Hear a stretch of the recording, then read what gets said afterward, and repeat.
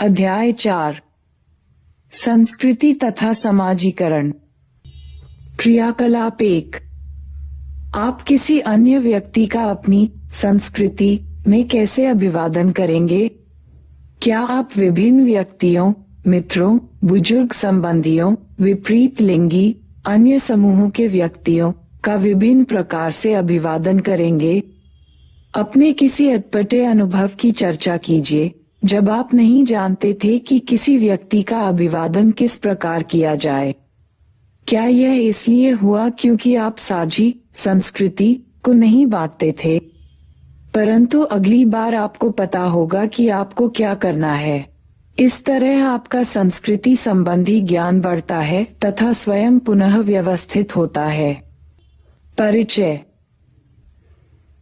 समाज की तरह संस्कृति शब्द को भी बार बार तथा कभी कभी अस्पष्ट ढंग से प्रयोग किया जाता है।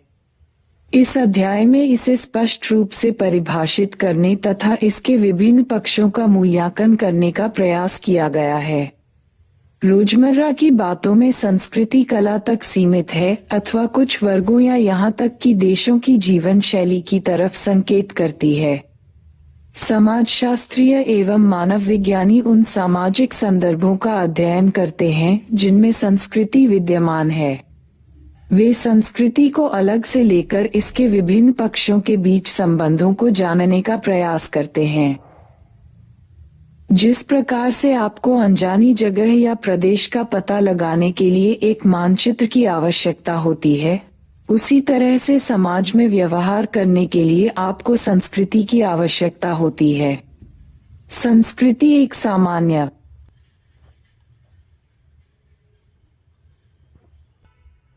समझ है जिसको समाज में अन्य व्यक्तियों के साथ सामाजिक अंतःक्रिया के माध्यम से सीखा तथा विकसित किया जाता है। किसी भी समूह की आपसी सामान्य समझ इसे अन्य से अलग करती है तथा इसे एक पहचान प्रदान करती है। लेकिन संस्कृति कभी भी परिष्कृत उत्पाद नहीं होती, ये सदा परिवर्तनशील तथा विकसित होती रहती है। इसके तत्व लगातार जुड़ते घटते विस्तारित संकुचित तथा पुनः व्यवस्थित होते रहते हैं। इसके फलस्वरूप संस्कृतियां प्रकार्यात्मक इकाई के रूप में गतिशील रहती हैं। व्यक्तियों की अन्य व्यक्तियों के साथ सामान्य समझ विकसित करने तथा विभिन्न चिन्हों तथा संकेतों से वही अर्थ ग्रहण करने की क्षमता ही मानव को अन्य प्राणियों से अलग करती है। अर्थ का सृजन सामाजिक सद्गुण है जिसे हम परिवारों, समूहों तथा समुदायों में अन्य व्यक्तियों के साथ रहकर सीखते हैं। हम परिवार के सदस्यों, मित्रों तथा साथियों के साथ विभिन्न सामाजिक परिवेशों में अंतःक्रिया द्वारा विभिन्न साधनों तथा तकनीकों के साथ साथ अभौतिक चिन्हों तथा संकेतों का प्रयोग करना सीखते हैं। इसमें से अधिकांश ज्ञान की जानकारी हमें व्यवस्थित ढंग से मौखिक रूप से या किताबों के माध्यम से प्राप्त होती है। उदाहरण के लिए नीचे दी गई अंतःक्रिया पर ध्यान दें। ध्यान दें कि कैसे शब्द तथा चेहरे के हाव भाव बातचीत में अर्थ संप्रेषित करते हैं। इस सीखने की प्रक्रिया से हमें समाज में अपनी भूमिका तथा उत्तरदायित्वों को पूरा करने में सहायता मिलती है। आप पहले ही परिस्थिति एवं भूमिकाओं के बारे में जान चुके हैं। परिवार में हम प्रारंभिक समाजीकरण को सीखते हैं, जबकि स्कूल तथा अन्य संस्थाओं में द्वितीयक समाजीकरण होता है। इस बारे में हम इस अध्याय में विस्तार से चर्चा करेंगे। यात्री ने ऑटो चालक से पूछा, इंदिरा नगर। यहाँ वह क्रिया जिससे प्रश्न का अर्थ संप्रेषित होता है वह आंखों के संकेत में निहित है। बारथीरा या क्या आप चलेंगे? यदि प्रश्न का उत्तर हाँ हुआ तो चालक अपना सिर पिछली सीट की ओर हिला देगा। यदि उत्तर ना हुआ, जैसा कि अक्सर होता है और प्रत्येक बेंगलोवासी जानता है, तो वह चला जाएगा या वह मुंह बनाएगा जैसे कि उसने कोई गलत शब्द सुन लिया हो या मुस्कुराहट के साथ सिर हिलाएगा जैसे कि वह खेद व्यक्त कर रहा हो। यह उस क्षण की स्थिति के अनुसार होगा। विविध परिवेश, विभिन्न संस्कृतियां। मनुष्य विभिन्न प्राकृतिक परिवेशों जैसे पहाड़ों तथा मैदानों, जंगलों तथा स्वच्छ स्थलों, रेगिस्तानों तथा नदी घाटियों, द्वीपों तथा मुख्य भूमि में रहते हैं। वह विभिन्न सामाजिक स्थानों जैसे कि गांवों, कस्बों तथा शहरों में भी रहते हैं। विभिन्न वातावरणों में प्राकृतिक तथा सामाजिक स्थितियों का सामना करने के लिए व्यक्ति विभिन्न नीतियां अपनाते हैं। इससे जीवन जीने के विभिन्न तरीकों या संस्कृतियों का विकास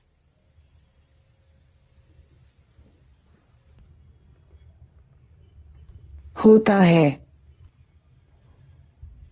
भारत में तमिलनाडु तथा केरल के समुद्री किनारे के साथ साथ अंडमान तथा निकोबार द्वीप समूह के कुछ भागों को प्रभावित करने वाले 26 दिसंबर 2004 को आए सुनामी के विध्वंस के दौरान अपनाई गई सुरक्षा को तकनीकों में विषमताएं इसका प्रमाण थीं। मुख्य भूमि तथा द्वीपों के लोग अपेक्षाकृत आधुनिक जीवन शैली अपना रहे हैं। इन द्वीपों के मछुआरे तथा सेवा कार्मिक सचेत नहीं थे तथा इन्होंने अत्यधिक विध्वंस को सहन किया है और इसमें अनेक लोगों ने जानें गंवाए। दूसरी ओर द्वीपों में रहने वाली आदिम जनजातियों ने जैसे कि ओंगे, जारवा, ग्रेट अंडमानी और शोपेन जिनकी आधुनिक विज्ञान तथा तकनीक तक पहुंच नहीं है, अपनी अनुभवी जानकारी के आधार पर आपदा का पूर्वानुमान लगा लिया तथा ऊंचाई वाले स्थानों पर जाकर अपना बचाव कर लिया। इससे पता चलता है कि आधुनिक विज्ञान तथा तकनीक तक पहुंच होने से आधुनिक संस्कृति द्वीपों में रहने वाली जनजातियों की संस्कृति से बेहतर नहीं हो जाती। अतः संस्कृतियों को श्रेणीबद्ध नहीं किया जा सकता, परंतु प्रकृति द्वारा आरोपित दबावों का सामना करने की इनकी पर्याप्त या अपर्याप्त योग्यता के आधार पर इन्हें जांचा जरूर जा सकता है। क्रियाकलाप 2। अपने क्षेत्र के अतिरिक्त कम से कम किसी एक क्षेत्र के बारे में पता लगाएं कि प्राकृतिक वातावरण खाने पीने की आदतों, निवास के प्रतिमान, कपड़ों तथा देवी देवताओं की पूजा करने के तरीकों को कैसे प्रभावित करता है। क्रियाकलाप 3।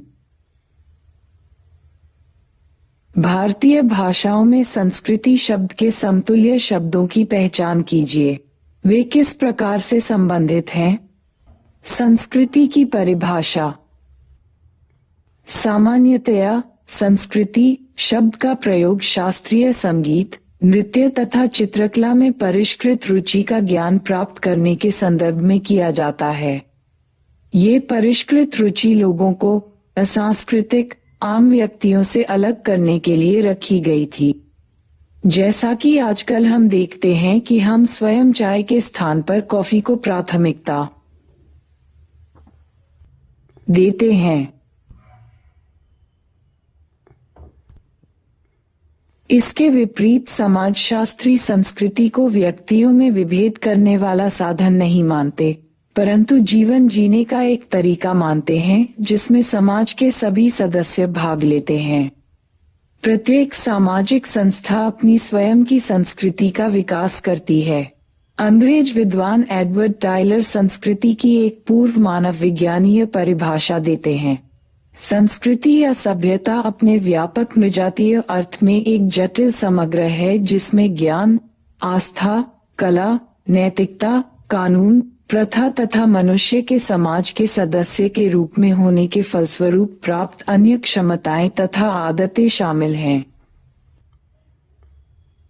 मानव विज्ञान के प्रकार्यात्मक स्कूल के संस्थापक पोलैंड के ब्रोनिस्लाव मेलिनोवस्की 1884-1942 ने 2 पीढ़ियों के बाद लिखा, संस्कृति में उत्तराधिकार में प्राप्त कलाकृतियां, वस्तुएं, तकनीकी प्रक्रिया, विचार, आदतें तथा मूल्य शामिल हैं।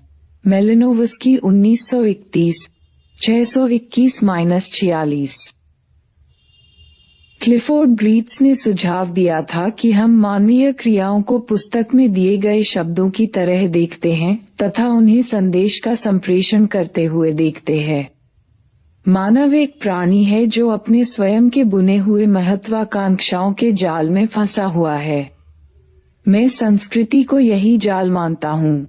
हमारी खोज किसी आकस्मिक व्याख्या के लिए नहीं है, परंतु एक ऐसी व्याख्यात्मक परिभाषा के लिए है जिसका अर्थ निकलता है।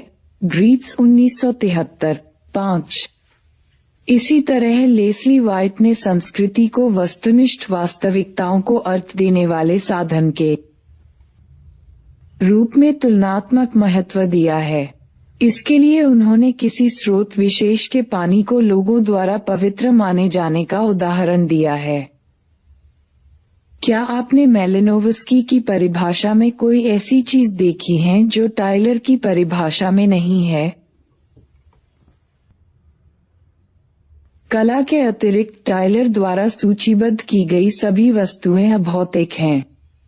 इसका कारण यह नहीं है कि टाइलर ने स्वयं कभी भी भौतिक संस्कृति पर ध्यान नहीं दिया। वास्तव में वह संग्रहालय के अध्यक्ष थे तथा मानव विज्ञान पर उनके अधिकांश लेख विश्व के विभिन्न समाजों की कलाकृतियों तथा औजारों की जांच पड़ताल पर आधारित हैं, जहां की उन्होंने कभी कोई यात्रा नहीं की थी।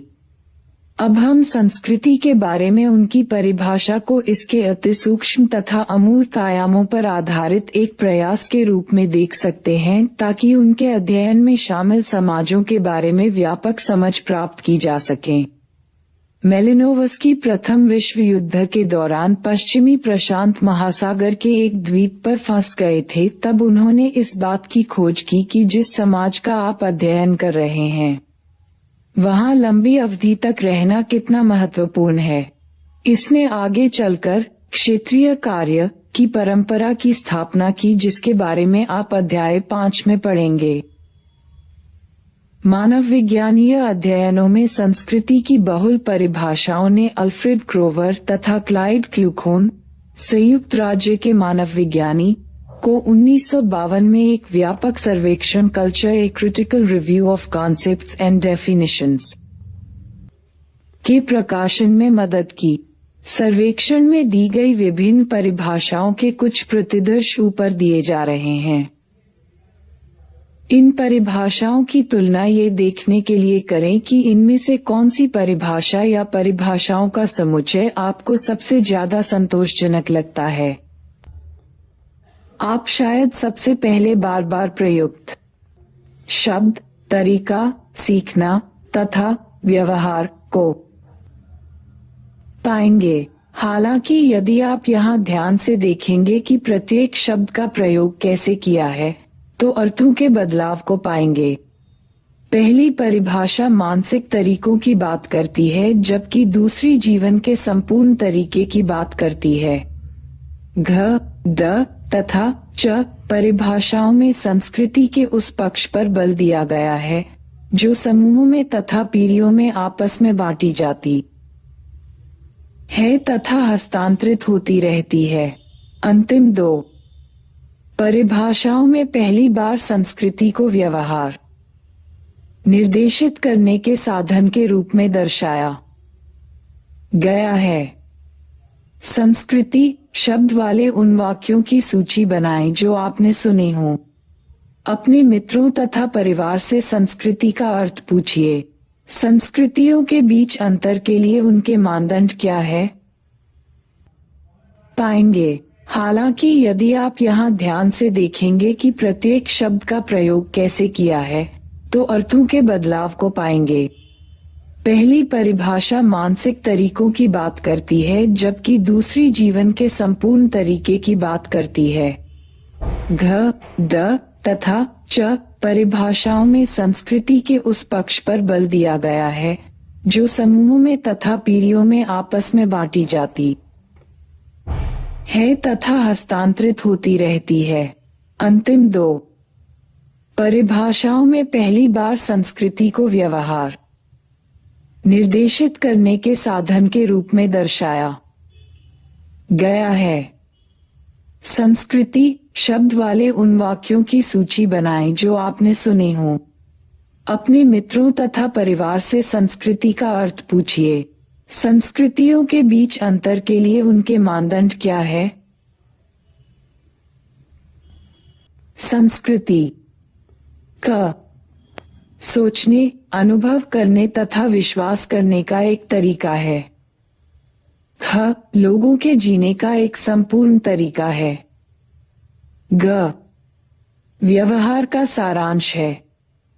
घ, सोखा हुआ व्यवहार है। ड, सीखी हुई चीजों का एक भंडार है। च, सामाजिक धरोहर है जो कि व्यक्ति अपने समूह से प्राप्त करता है। छ, बार बार घट रही समस्याओं के लिए मानकीकृत दिशाओं का एक समुच्चय है। ज, व्यवहार के मानकों नियमितीकरण हेतु एक साधन है। संस्कृति के आयाम। संस्कृति के 3 आयाम प्रचलित है। 1, संज्ञानात्मक, इसका संदर्भ हमारे द्वारा देखे या सुने गए को व्यवहार में लाकर उसे अर्थ प्रदान करने की प्रक्रिया के सीखने से है। अपने मोबाइल फोन की घंटी को पहचानना, किसी नेता के कार्टून की पहचान करना। मानकीय, इसका संबंध आचरण के नियमों से है। अन्य व्यक्तियों के पत्रों को न खोलना, निधन पर अनुष्ठानों का निष्पादन। 3, भौतिक, इसमें भौतिक साधनों के प्रयोग से संभव कोई भी क्रियाकलाप शामिल है। भौतिक पदार्थों में उपकरण या यंत्र भी शामिल हैं। उदाहरणार्थ, इसमें इंटरनेट, चौटिंग, जमीन पर कोलम बनाने के लिए चावल के आटे का उपयोग शामिल है। आपको ऐसा लग सकता है कि भौतिक संस्कृति, विशेष रूप में कला के बारे में हमारी समझ संज्ञानात्मक तथा मानकीय क्षेत्रों में जानकारी प्राप्त किए बिना अधूरी है। यह सही है कि सामाजिक प्रक्रिया के बारे में हमारी विकासशील समझ इन सभी क्षेत्रों की जानकारी से बनेगी। परंतु हम पाएंगे कि एक समुदाय में जहां कुछ लोगों को साक्षरता की संज्ञानात्मक निपुणता प्राप्त है, वहां वास्तव में निजी पत्र अन्य व्यक्तियों द्वारा पढ़ा जाना एक नियम सा बन गया है। परंतु जैसा कि हम नीचे पाएंगे, इनमें से प्रत्येक क्षेत्र पर अलग अध्ययन महत्वपूर्ण अंतर्दृष्टियां उपलब्ध कराता है। संस्कृति के संज्ञानात्मक पक्ष।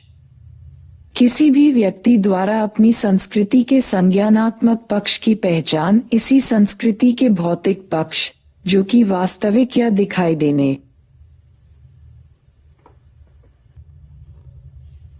वाले या सुनाई देने वाले हैं, तथा इसके मानकीय पक्ष, जो कि सुस्पष्ट दिए गए हैं, की पहचान करने की तुलना में कठिन होता है।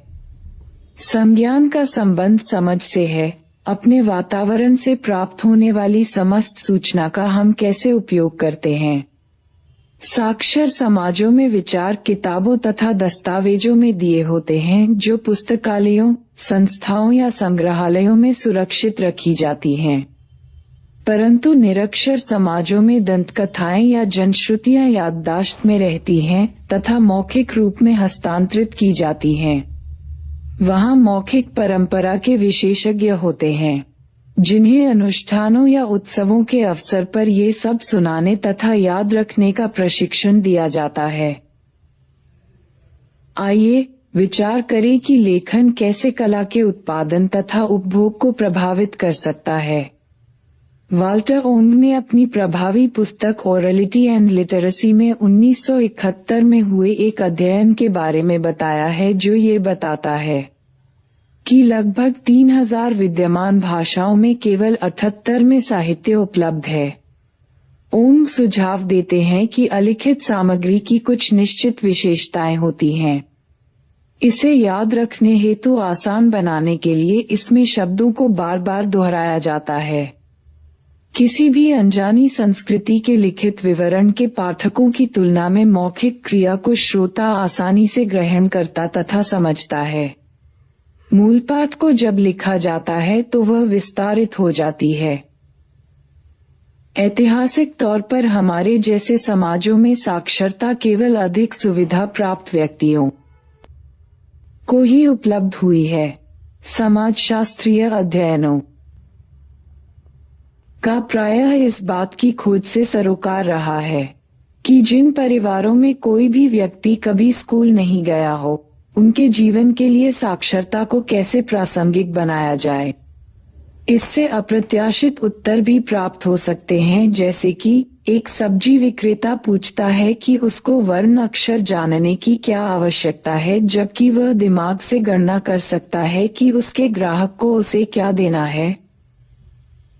समकालीन विश्व हमें अत्यधिक रूप से लिखित, श्रव्य एवं दृश्य रिकॉर्ड पर विश्वास करने की छूट देता है। तथापि भारतीय शास्त्रीय संगीत के विद्यार्थियों को अभी भी उनके द्वारा प्राप्त ज्ञान को याद रखने के लिए कहा जाता है और इसे लिखने के लिए हतोत्साहित किया जाता है। हमें अभी भी इलेक्ट्रॉनिक साधनों, बहुविध माध्यमों, मोबाइल तथा इंटरनेट के प्रभावों की पूरी जानकारी नहीं है। क्या आप सोचते हैं कि ये नई प्रणालियां हमारी एकाग्रता की अवधि तथा संज्ञानात्मक संस्कृति पर प्रभाव डालती हैं? संस्कृति के मानकीय पक्ष।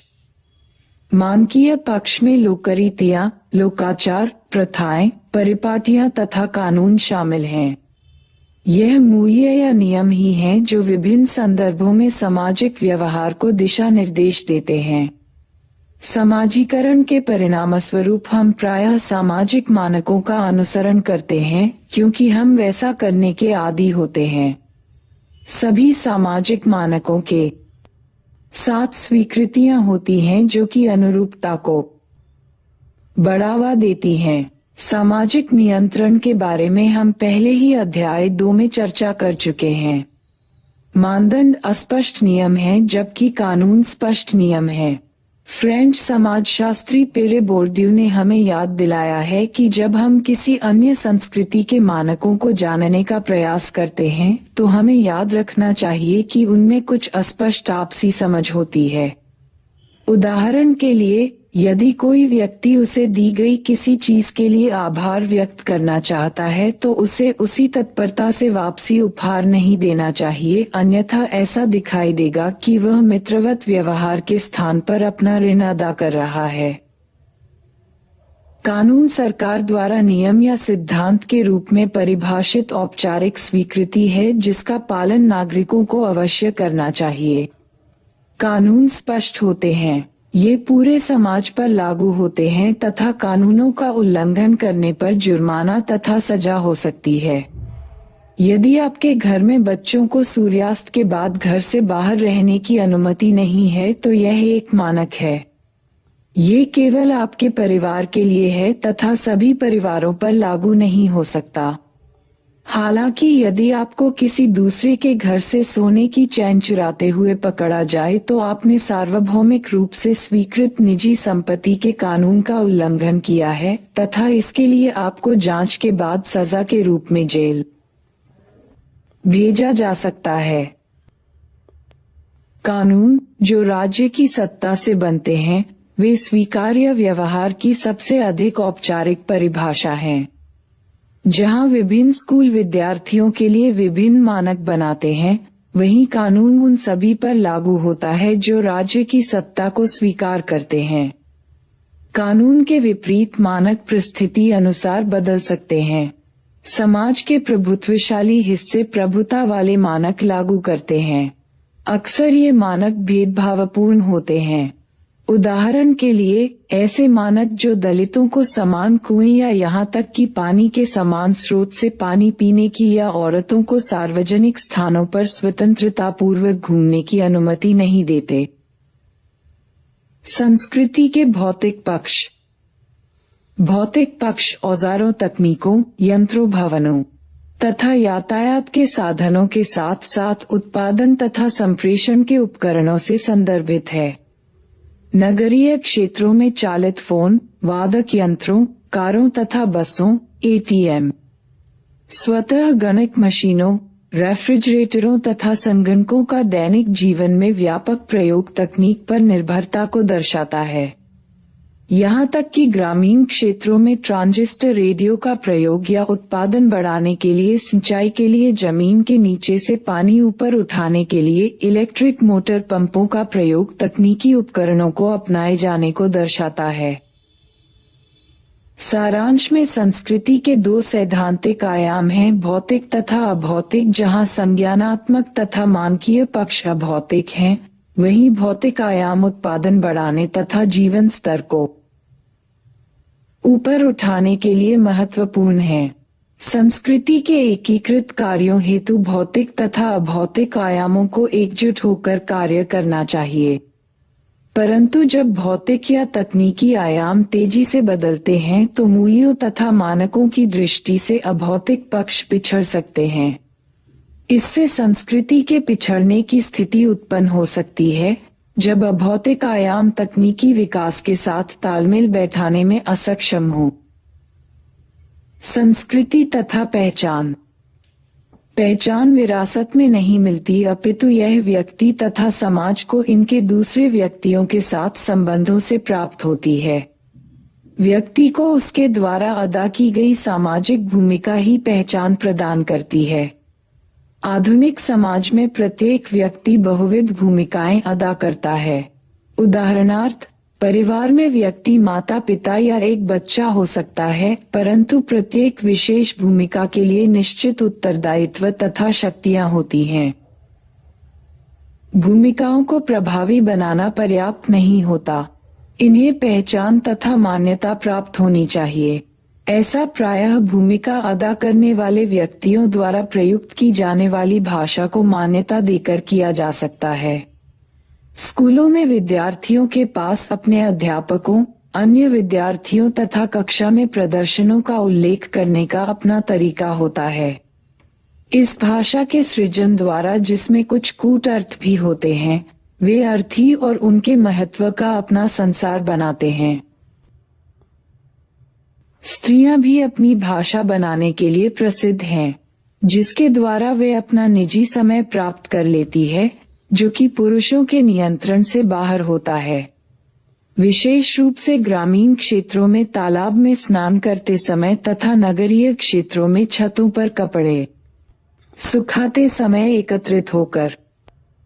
किसी भी संस्कृति की अनेक उपसंस्कृतियां हो सकती हैं, जैसे कि सम्भ्रात तथा कामगार वर्ग के युवा उपसंस्कृतियों की पहचान शैली, रुचि तथा संघ से होती है।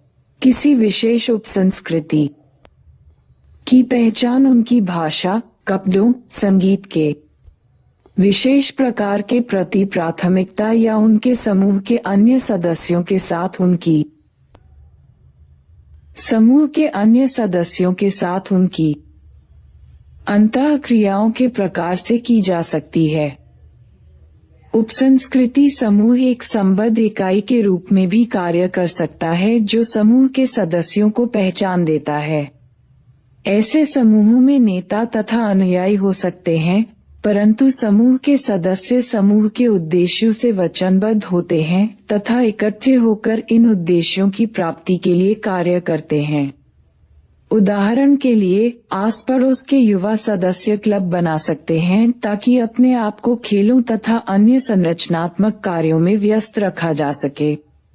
ऐसे कार्यों से सदस्यों की समाज में सकारात्मक छवि बनती है। इससे सदस्यों को अपनी छवि सकारात्मक बनाने में ही सहायता नहीं मिलती, अपितु इससे अपने कार्यों को और बेहतर ढंग से करने की प्रेरणा भी मिलती है। समूह के रूप में उनकी पहचान में रूपांतरण होता है। समूह अपने को अन्य समूहों से अलग करने में सक्षम है और इस तरह आस पड़ोस में स्वीकृति तथा मान्यता द्वारा अपनी पहचान बनाता है। क्रियाकलाप 5। क्या आपको अपने आसपास में बने किसी उप सांस्कृतिक समूह की जानकारी है? आप इनको पहचानने में कैसे सफल हुए? नृजाति केंद्रवाद। जब संस्कृतियां एक दूसरे के संपर्क में आती है, तभी नृजाति केंद्रवाद की उत्पत्ति होती है।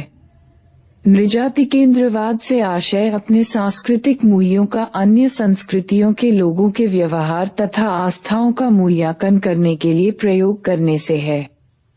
इसका अर्थ है कि जिन सांस्कृतिक मूल्यों को मानदंड या मानक के रूप में प्रदर्शित किया गया था, उन्हें अन्य संस्कृतियों की आस्थाओं तथा मूल्यों से श्रेष्ठ माना जाता है।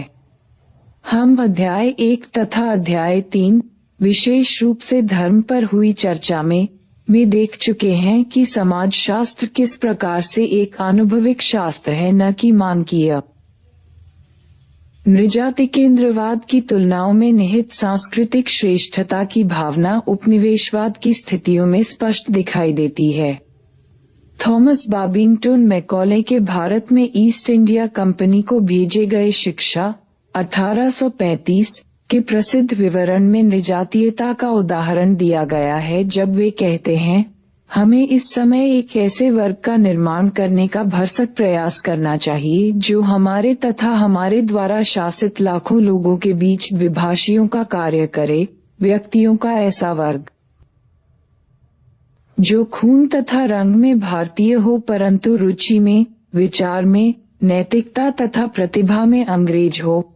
मुखर्जी 1948/1,97,987 में उद्धृत। नृजाति केंद्रवाद विश्व नागरिकतावाद के विपरीत है, जो कि अन्य संस्कृतियों को उनके अंतर के कारण महत्व देती है।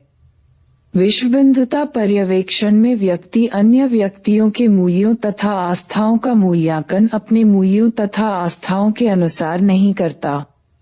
यह विभिन्न सांस्कृतिक प्रवृत्तियों को मानता तथा इन्हें अपने अंदर समायोजित करता है तथा एक दूसरे की संस्कृति को समृद्ध बनाने के लिए सांस्कृतिक विनिमय तथा लेन देन को बढ़ावा देता है। विदेशी शब्दों को लगातार अपनी शब्दावली में शामिल करके अंग्रेजी भाषा अंतर्राष्ट्रीय संप्रेषण का मुख्य साधन बनकर उभरी है।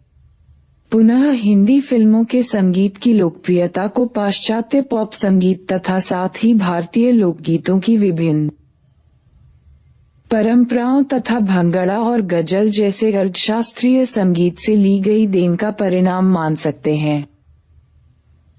एक आधुनिक समाज सांस्कृतिक विभिन्नता का प्रशंसक होता है तथा बाहर से पड़ने वाले सांस्कृतिक प्रभावों के लिए अपने दरवाजे बंद नहीं करता, परंतु ऐसे सभी प्रभावों को सदैव इस प्रकार शामिल किया जाता है कि ये देशीय संस्कृति के तत्वों के साथ मिल सकें।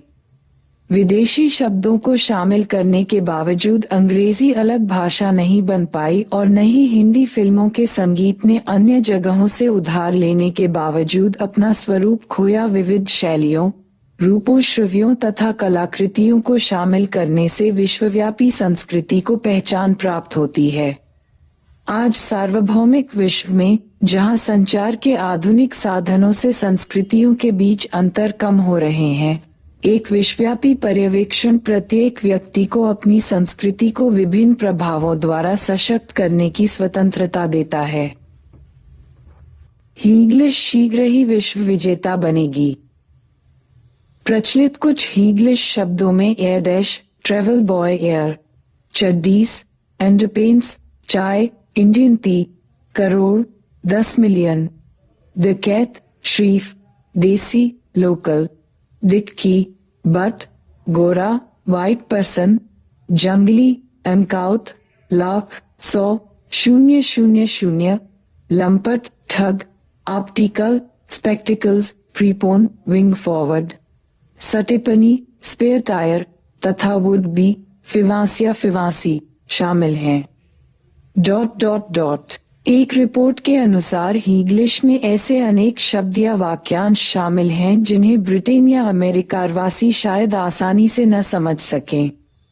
इनमें से कुछ अप्रचलित शब्द जैसे पक्का है, जो राज के स्मृति चिन्ह हैं। अन्य नवनिर्मित शब्द भी हैं जैसे टाइम पास, जिसका अर्थ है समय व्यतीत करने के लिए कोई भी कार्य करना। भारत में व्यवसाय करने को आकर्षित करने की सफलता ने हाल ही में एक नई क्रिया को जन्म दिया है। वे व्यक्ति जो किसी कंपनी के कर्मचारी न होकर भी भारत से उसके लिए कार्य करते हैं, उन्हें बेंगलोरेड कहा जाता है। सांस्कृतिक परिवर्तन।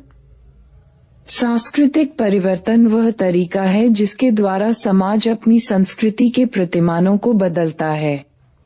परिवर्तन के लिए प्रेरणा आंतरिक या बाहरी हो सकती है।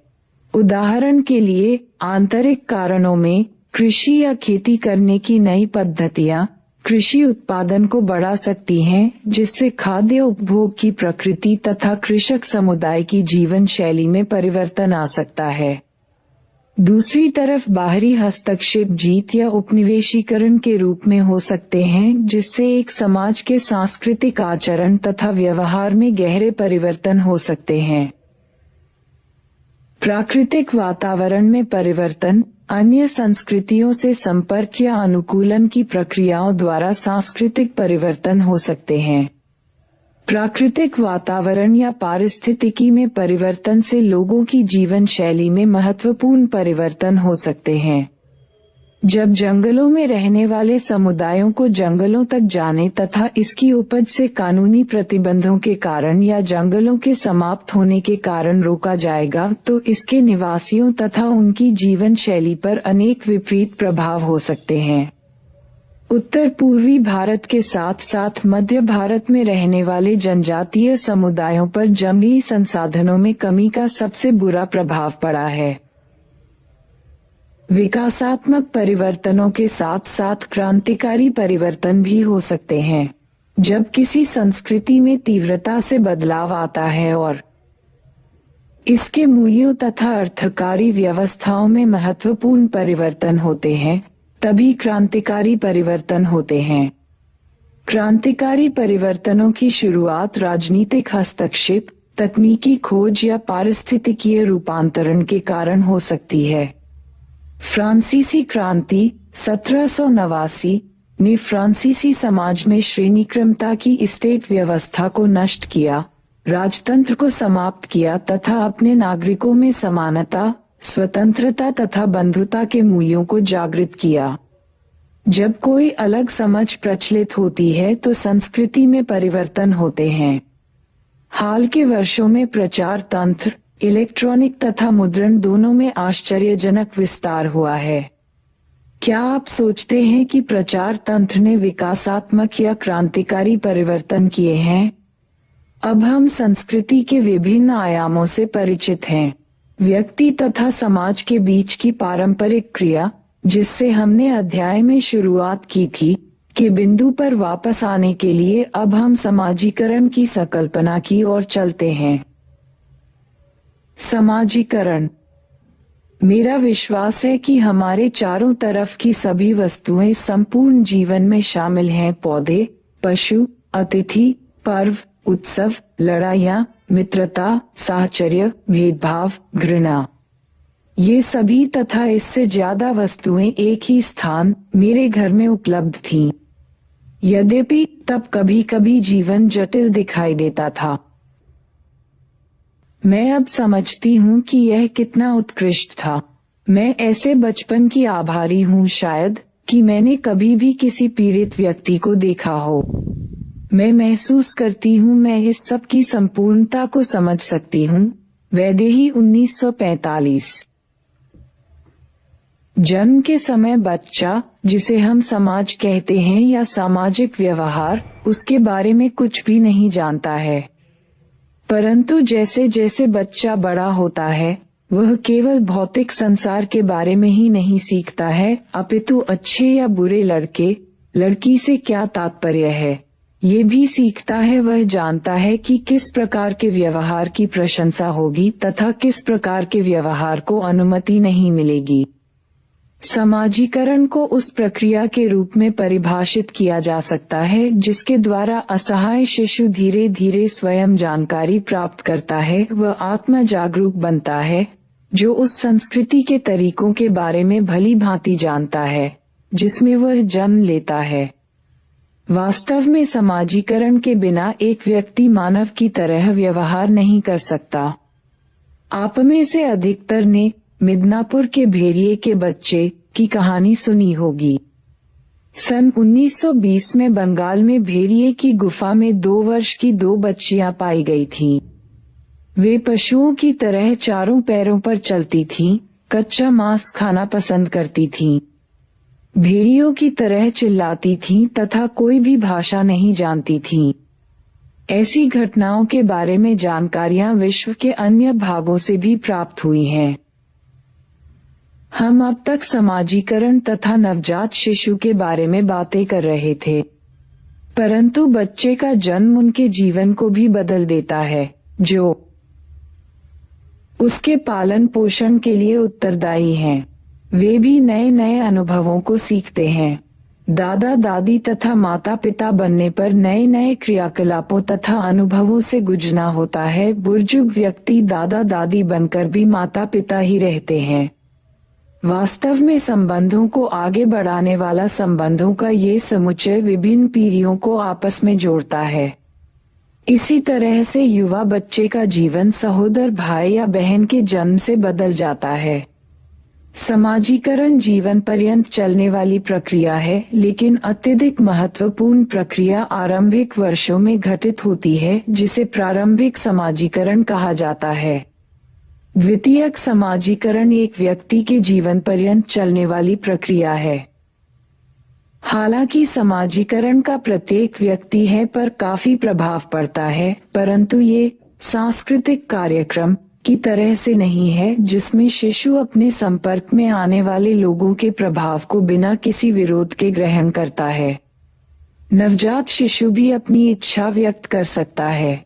जब भूख लगेगी तो वह चिल्लाएगा तथा तब तक चिल्लाता रहेगा जब तक उसकी देखभाल करने वाले कोई प्रतिक्रिया व्यक्त नहीं करते। आपने देखा होगा कि शिशु के जन्म से परिवार की सामान्य दैनिक क्रियाएं किस प्रकार पूर्ण रूप से पुनः व्यवस्थित हो जाती हैं। आपको पहले ही परिस्थिति, भूमिका, सामाजिक नियंत्रण, समूहों तथा सामाजिक स्तरीकरण की संकल्पनाओं से अवगत कराया जा चुका है। आप ये भी जान चुके हैं कि संस्कृति, मानक तथा मूल्य क्या हैं। इन सभी संकल्पनाओं से यह जानने में सहायता मिलती है कि समाजीकरण की प्रक्रिया कैसे चलती है। प्रथम दृष्टि में एक बच्चा परिवार का सदस्य होता है, परंतु वह एक बड़े नातेदार समूह, बिरादरी, खानदान, गोत्र आदि का भी सदस्य होता है, जिसमें भाई बहन तथा माता पिता के अन्य संबंधी होते हैं। जिस परिवार में बच्चा जन्म लेता है वह मूल या विस्तृत परिवार हो सकता है। यह एक बड़े समाज जैसे कि एक जनजाति या उपजाति, गोत्र या एक बिरादरी, एक धर्म और भाषाई समूह का सदस्य भी हो सकता है। इन समूहों तथा संस्थाओं की सदस्यता प्रत्येक सदस्य पर कुछ विशेष व्यवहारिक मानक तथा मूल्य लागू करती है। इन सदस्यताओं के अनुसार कुछ भूमिकाएं भी निभानी होती हैं, जैसे कि एक पुत्र की, एक पुत्री की, एक पौत्र की या एक विद्यार्थी की। ये बहुविध भूमिकाएं हैं जिन्हें साथ साथ निभाया जाता है। इन समूहों के मानकों, मनोवृत्तियों, मूल्यों या व्यवहारिक प्रतिमानों को सीखने की प्रक्रिया जीवन के प्रारंभ से शुरू होती है तथा जीवन पर्यंत चलती है। एक व्यक्ति एक गांव में रहता है या शहर में, या वह किसी जनजाति से संबंधित है, और यदि जनजाति से संबंधित है तो किस जनजाति से। इस सब के अनुसार एक समाज में विभिन्न जातियों, क्षेत्रों या सामाजिक वर्गों या धार्मिक समूहों से संबंधित विभिन्न परिवारों में मानदंड तथा मूल्य अलग अलग हो सकते हैं। वास्तव में एक व्यक्ति जो भाषा बोलता है वह उस क्षेत्र पर आधारित होती है जिससे वह संबंध रखता है। वह भाषा के मौखिक रूप के नजदीक है या मानक लिखित रूप के। ये परिवार तथा परिवार की सामाजिक, आर्थिक एवं सांस्कृतिक पृष्ठभूमि पर निर्भर करता है। समाजीकरण के अभिकरण। बच्चे का समाजीकरण उन अनेक अभिकरणों तथा संस्थाओं द्वारा किया जाता है जिनमें वह भाग लेता है, जैसे परिवार, स्कूल, समकक्ष समूह, अड़ोस पड़ोस, व्यावसायिक समूह तथा सामाजिक वर्ग, जाति, क्षेत्र, धर्म आदि। क्रियाकलाप 6। वे बातें बताएं जिनमें एक घरेलू नौकर का बच्चा अपने आप को उस बच्चे से अलग समझे जिसके परिवार में उसकी माँ काम करती है। साथ ही उन वस्तुओं के बारे में भी बताएं जिन्हें वह आपस में बांट सकते हैं या बदल सकते हैं। प्रारंभ करने के लिए स्पष्ट है कि किसी के पास कपड़ों की खरीदारी हेतु अधिक धन होगा और दूसरा हो सकता है कि चूड़ियां ज्यादा पहने। हो सकता है वे एक ही सीरियल देखते हों, एक ही तरह के फिल्मी गानों को सुनते हों। हो सकता है कि वे एक दूसरे के लिए अलग अलग प्रकार की अशिष्ट भाषा का प्रयोग करते हो। अब आपको कठिन क्षेत्रों के बारे में पता लगाना है, जैसे कि परिवार में, पड़ोस में तथा गली में सुरक्षा की भावना के बारे में।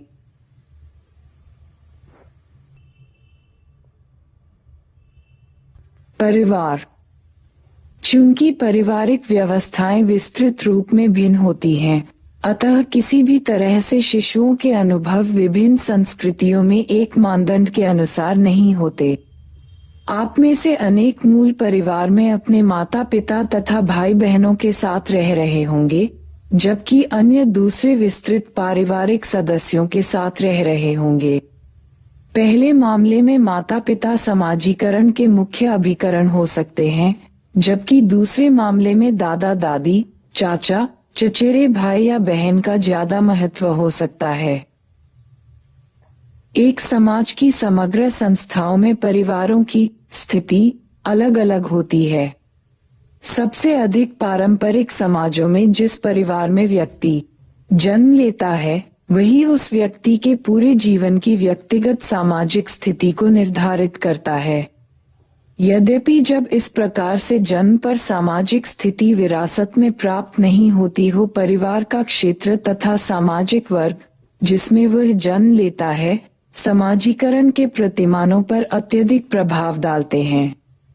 बच्चे अपने अपने माता पिता या पड़ोस या समुदाय से व्यवहारिक विशेषताओं के तरीकों को ग्रहण करते हैं। वास्तव में कुछ बच्चे सामान्यतया अपने माता पिता के दृष्टिकोण को बिना किसी विवाद के अपना लेते हैं। ये समकालीन विश्व में विशेष रूप से सही है, जहां परिवर्तन इतना अधिक व्यापक है। साथ ही समाजीकरण के अभिकरणों में वर्तमान विविधता के फलस्वरूप बच्चों, किशोरों तथा माता पिता की पीढ़ियों के दृष्टिकोणों में अत्यधिक अंतर पाया जाता है। क्या आप ऐसा कोई उदाहरण बता सकते हैं जहां आपने पाया हो कि आपके द्वारा परिवार में सीखी गई कोई चीज आपके समकक्ष समूह या प्रचार माध्यम या स्कूल से भी अलग हो? समकक्ष समूह। समकक्ष समूह एक अन्य समाजीकरण अभिकरण है। समकक्ष समूह समान आयु के बच्चों के मैत्री समूह होते हैं। कुछ संस्कृतियों में, विशेषतया कुछ छोटे पारंपरिक समाजों में, समकक्ष समूह औपचारिक रूप से एक ही आयु श्रेणी के होते हैं। औपचारिक आयु श्रेणी के बिना भी 4 या 5 वर्ष की आयु के बच्चे सामान्यतया अपनी आयु के मित्रों के साथ काफी समय व्यतीत करते हैं। समकक्ष शब्द का अर्थ है समान तथा युवा बच्चों के बीच मित्रता का आधार भी काफी हद तक समानता ही होता है। एक प्रभावशाली या शारीरिक रूप से स्वस्थ बच्चा अन्य बच्चों पर प्रभुत्व जमाने का प्रयास कर सकता है। तथापि पारिवारिक स्थितियों में विरासत में मिली निर्भरता की तुलना में समकक्ष समूहों में लेन देन अधिक होता है। अपनी शक्तियों के कारण माता पिता अपने बच्चों पर आचरण संहिता लागू करने विभिन्न मात्राओं में सफल होते हैं।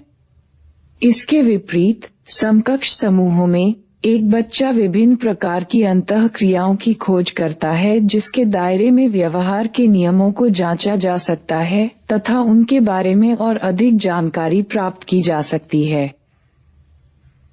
क्रियाकलाप 8। अपने अनुभवों पर प्रकाश डालिए। अपने मित्रों के साथ की गई अपनी अंतःक्रिया की तुलना अपने माता पिता तथा अन्य बड़ों से की गई अंतःक्रिया से करें। इनमें क्या अंतर है? पहले की गई भूमिकाओं एवं परिस्थिति की चर्चा इन अंतरों को जानने में क्या आपकी सहायता करती है? प्रायः समकक्ष संबंध व्यक्ति के लिए जीवन पर्यंत महत्वपूर्ण रहते हैं। समान आयु के लोगों के अनौपचारिक समूह काम की जगह पर तथा अन्य संदर्भों में व्यक्ति की मनोवृत्तियों तथा व्यवहार को निर्धारित करने में प्रायः महत्वपूर्ण भूमिका निभाते हैं। विद्यालय। विद्यालय।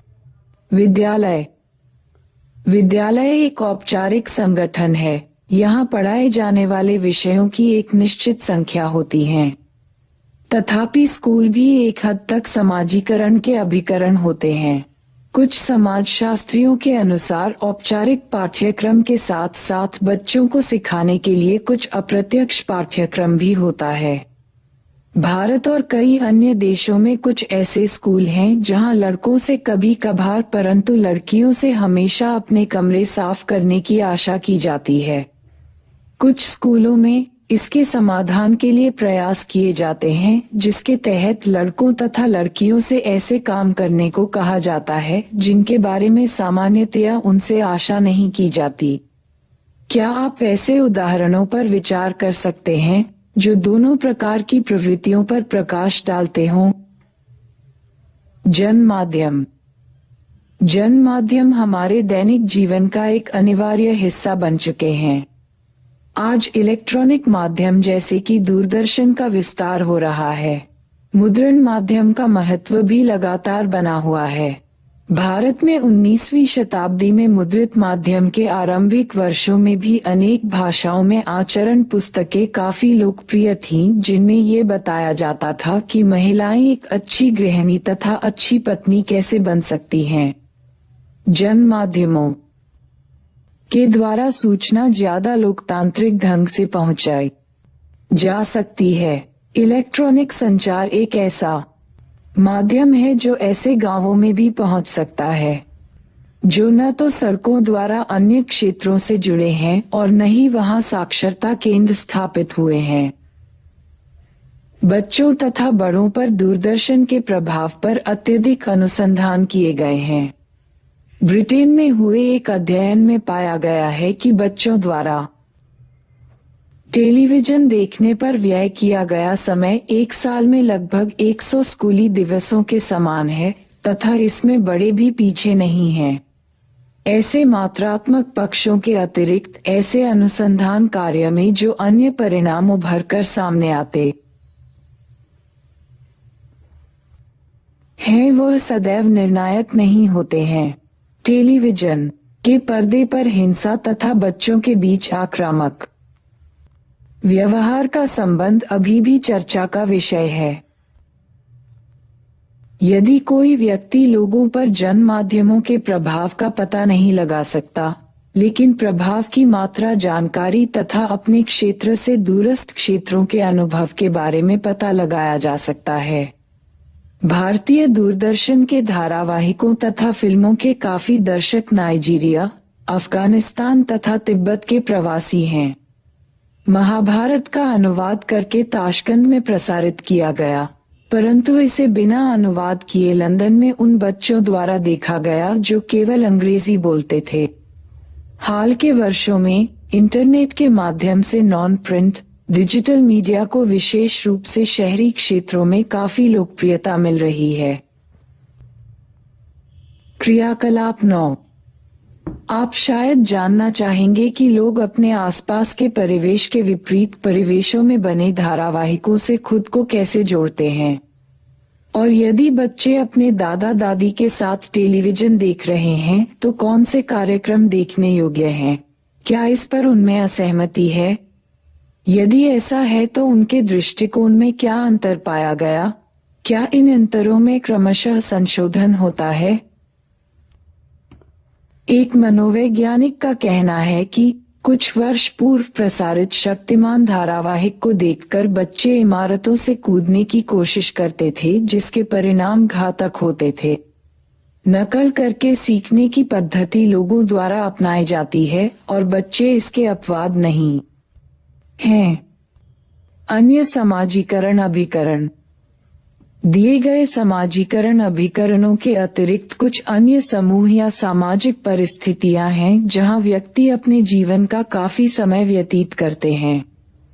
सभी संस्कृतियों में कार्यस्थल एक ऐसा महत्वपूर्ण स्थान है जहां समाजीकरण प्रक्रिया चलती है, यद्यपि ऐसा औद्योगिक समाजों में ही है जहां काफी संख्या में लोग काम करने जाते हैं, अर्थात हर रोज घर से काफी हद तक अलग स्थानों पर कार्य के लिए जाना। पारंपरिक समुदायों में अनेक लोग अपने रहने के स्थान के निकट ही जमीन जोतते हैं या उनकी कार्यशालाएं उनके निवास स्थानों में होती हैं। पृष्ठ संख्या 50 के चित्रों को देखें। समाजीकरण तथा व्यक्तिगत स्वतंत्रता।